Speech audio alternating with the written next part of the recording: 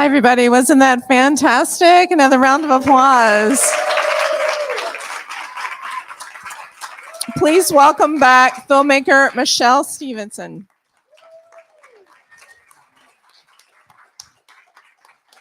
Welcome. So glad you're here. Yes, thank you. By the way, we'll be opening up for questions from you guys in the audience in just a few minutes. So be thinking about what you might like to ask, but I'll kick things off here first. How you choose to begin a film is such a challenging decision. I think it's finding a way into the story can be a really important decision. Can you talk about how you and Joe wanted to approach how to begin the story and what you wanted to establish from the get-go about what we're about to experience? Oh, I love this question. Thank you. So the opening of the film is the last thing we did. So there was a lot of conversation about how to start, what to start. And we came to the conclusion on multiple levels.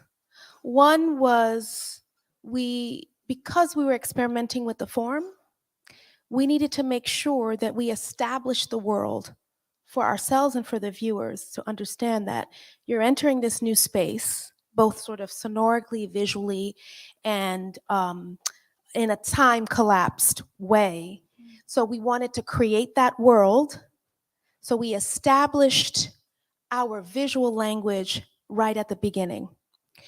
And it was this introduction that this is a kind of journey you're going to take, and get ready to revisit some of these ways of telling the story. So that was the sort of framing for us. There were things about Nikki and about our own point of view that we were going to establish too. One, this idea of what does memory mean, right? And there's the idea of the power of storytelling, but also her own position about making up what she wants to make up, but how it's important, how that is a means to a deeper truth, right? So we felt that her talking about her memory and her story was really important. The next thing was really point of view. And so her conversation that we cut to from a shot of the moon to her in this conversation, in this program from the early 70s called Black Journal, was really about, this is a Black point of view. And this is a Black story for Black people. So the conversation where she says, this is about a forward thrust of Blackness, not a reaction to whiteness, is also a theme of how we're telling the story for us in terms of the references for us on how we edited and what the visual language was going to be. So there are multiple levels. And then we had to open with Nikki Rosa, because that's also a further explanation in her poetry about how she centers her art and what she centers her art around, but also for us as Black storytellers, what does that mean, right? And so that's sort of the behind that. And so we needed to introduce space. We needed to introduce a sonoric sort of soundscape, and we needed to introduce the conversation between the sound and the visuals. If you see outer space, but you hear seagulls, and you hear boat crack, the sound of the boat. This idea that was going to hit people sonorically, that's really beyond intellectual, but more like emotional, of the Middle Passage, right, and space, which is her perspective. And then just, I already said this, but I'll just finish with this idea of time collapse, that her in 69 or 71 or 68 is her today too. But it's also for us that we are playing with time, that time is, the linear notion of time is not our perspective. That's really fascinating. Oh, yeah. It's really fascinating. All those things you mentioned, you're, and also in terms of your other films, it seems like you're sort of breaking some new creative ground in this. You're talking about creating this visual language, you're playing with sound, you're playing with the editing. It has, somewhat of an experimental feel, which is great and really works with the material. How important is it to have that space and time to really play with the form and experiment with it like Yeah. that? Well, we spent 7 years making this film. It's not out of choice. We did a film that was 13 years long, which was out of choice. This one, we churned the fact that we didn't have the funding we wanted to finish the film on its head and use that time to really experiment with form. And for us, what did that mean? It really meant trying to, engage with what we were familiar, or what some people call a Black Atlantic, aesthetic, with our editing and how the music and the sound were in a call and response with the footage, and with her poetry. So, and then we tried also these sort of polyrhythmic ways of editing. So you were sometimes caught off guard in terms of how the cutting was done, but it was rhythmic throughout the film. What was your question? Sorry. Well, everything you're saying is great. It's really interesting. We were how basically the 7 saying years, is right? Yeah. well, how important it was to you to have that space to Yes. experiment with the Yes. form. Yeah. Is that No, important? it was deeply, deeply important. And also it was, if we were going to do any kind of justice to her poetry and its impact, we had to do something as filmmakers. So it was really important that for us, the form is also in honor of her poetry. So, yeah. Yeah, exactly. She said, meet her at her level. We hope we accomplish some of that. Definitely. But yeah. And making being able to create visual language, like you said, for poetry is a craft. It really is. I'd love to open it up to you guys for your questions. Does anybody have anything you'd like to ask? I wanted to know about the symbolism about like how you were doing it backwards. She asked about the symbolism and how you chose to do things backwards. Yeah, some of the backward elements were in archival. Sometimes she was actually walking backwards, or which they were part of this sort of transition or portal that we were taking you to, either from something or to something else. Like the ones that stand out, you have the women picketing backwards, and then you see her. So it's a way of us bringing the viewer into this other space, which is her poetry. In this case, it was a historical poetry around the Rosa Parks poem. So they're kind of like portals for us, the backwards. And then the other significant one for us was when she's walking backwards from the light, we're coming from this very sort of important, this very powerful, poem, Can You Kill? And we are playing with time. I don't know if people noticed. I mean, there was Colin Kaepernick there, but there was also the national anthem was being sung in the background, which is this other sonoric sort of element. And we wanted to and the music under her walking backwards also was played in reverse, the sound. So it was really also this portal bringing us to the present. And the next scene was her talking about Kaepernick and the police. So it's we use them in sort of these transitional moments of thinking about time and space. Thank you. You had a question in the back. Someone here? Yes. Yeah, I'm curious about the initial conversations you had with her around making the film. She asked about the conversation she had back and forth about the making of the film. I'm repeating this since there's no mic. I know you're trying from the mic. Sometimes it's fast. Go ahead. So her gatekeeper is Ginny. She does everything in terms of scheduling and access and decisions. And Ginny was the first person that we sort of won over for this project. And then we had a Zoom with both of them. And she was actually convinced by Ginny and her lawyer, she tells this story, to do this project, because she said multiple times that these kinds of films are done about people who are dead already. And in fact, at one point, because it was taking 7 years, she thought we were waiting for her to die to finish the film. But so we spoke on Zoom, and she says she never really says no, but she does say no about certain things, which you've seen in the film. So, and then after that Zoom, I went down for a weekend and we hit it off. There was a lot of champagne, and it was the beginning of the semester, so there was a lot of sort of little parties we went to, and I think they felt comfortable. And then 3 months later, we were there shooting. So it's, it's interesting because Nikki is very clear about her boundaries, and not just unapologetic, but very clear about, I'm not going there, I'm not going to do this, and I'm very grateful for that. And everybody says, oh, was she?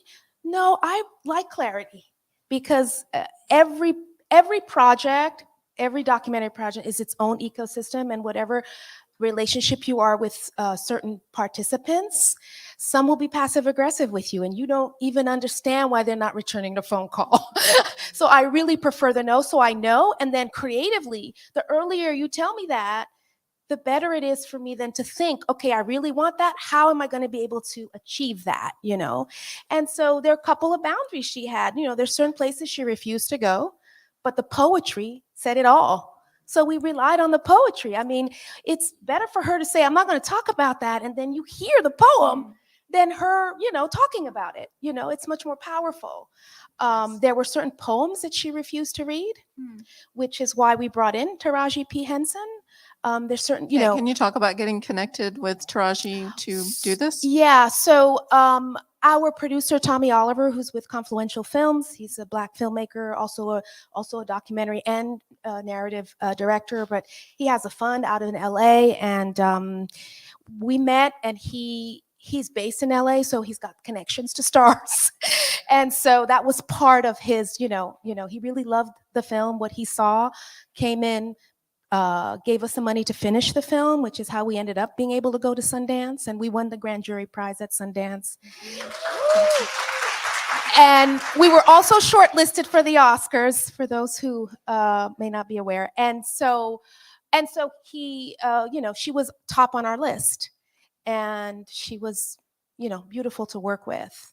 And they had the opportunity to actually meet each other, which was really a powerful sort of moment. Yeah. Oh, yeah. Oh, you were there this year. Okay. Wonderful. Yes. I have a question about the South African segment. You said there were things you wouldn't talk about. That was the only part of the movie where there was a presentation and we didn't hear from her. So I was curious as to how that. Yeah, He asked about the South African portion of the film. Yeah, she didn't want to talk about it. She didn't want to talk about it, and we felt it was important to have because I just, it was a very, very painful moment in her life. She received death threats for her. It was like cancel culture before social media. I don't agree with her, but it doesn't mean that, this was, for us, it's a labor of love. It's a show of love, but it's also not hagiography, right? So it's important to put that all, because then you get a sense also of the body of work and how people change and how people, certain decisions. I'm not going to say she regretted that decision, but she really paid heavily for it. And it was important to have. But yes, she refused to talk about that. And there's some poems. So Taraji P. Henson came in for the two specific poems she refuses to read. The one is Can You Kill? She refuses to read. It's actually extremely hard to even find a recording of her saying that poem. I found one at the Schomburg. We scoured everywhere, because sometimes we would use also archival renditions of the poetry that she would read. This one, I found one, and it was so terrible, the audio. So that's when we decided, okay, we're going to bring an actor in who can be sort of her younger voice and come in throughout. So, and the MLK poem, doesn't read either, because it was, it's another sort of painful moment for her. But with Taraji, we added other poems so that she was interwoven sort of throughout the film. Thank you. Yes. Can you hear me okay? Yeah, a little bit closer, maybe. A little closer? Yeah. Okay. I was so just taken with it, particularly the Black history that you wove into there, how it influenced her in the conversation, how she moved the movement forward. I'm curious to know what was left on the cutting room floor, and ultimately, what was Nikki's reaction to the film? There was yeah, a lot left on the cutting room floor. So I mean, I'm not gonna. The only one that, yeah, there was a lot, and sometimes it's even for us sort of painful to watch. But they're decisions you make to make a film tighter and more powerful because it is a real balancing act. If you add one more thing, it makes a ripple effect and you lose the cohesion. So we try to be very disciplined about that because I've sat through films that I had felt are too long and things could be cut out. So I rather leave people hungry for more and wanting to maybe go learn more. So I won't go into the specifics of the ones that were left. Maybe I can tell you later about some of the ones that were left out. And so Nikki loved the film. Her partner loved the film. Um, she had some memory issues initially in terms of remembering the film. So we shared a link so she could see it more often. Uh, uh, and so, but we brought the, before we sort of we did our picture lock. Before we did our picture lock, we didn't even know if we had been accepted to Sundance yet. We brought a cut to Virginia and showed it to her and a small circle of friends who had helped her, who had helped us with the production. And you know, they were very happy. She's republishing books now. Quilting the Black Eyed Pea, We're Going to Mars, the collection is being republished this spring in the UK. So it's Terrific. nice. Yeah. We do have to wrap up in a moment, but right before we do, I wanted to say, you mentioned, this film has done incredible things since you mentioned it premiered at Sundance 2023, won the Grand Jury Prize. It was shortlisted for the Academy Award. It's had this incredible festival life. And how does it land with you, this incredible impact this film continues to have, this life it's having? How does that land for you? How does that feel? Oh, I mean, you couldn't ask for more. I mean, it warms my heart, and there's much more to come. And for those who want to, who have HBO Max, it's also screening on HBO Max, streaming there, so you can see it Be over sure and to over again. share it and spread the word for sure. Yes. We do have to wrap up. Thank Yes, you so thank much, you. Michelle, for being our Thank guest and you, sharing thank this you. beautiful film. Thank you. Thank you. Thanks to all of you for coming out. We Thank really you. appreciate it. And if I could just ask, if you came here from women.nyc tonight, we would love to take a group picture of you all. So if you wouldn't mind coming right up here, if you came through women.nyc. Women.nyc, come right up.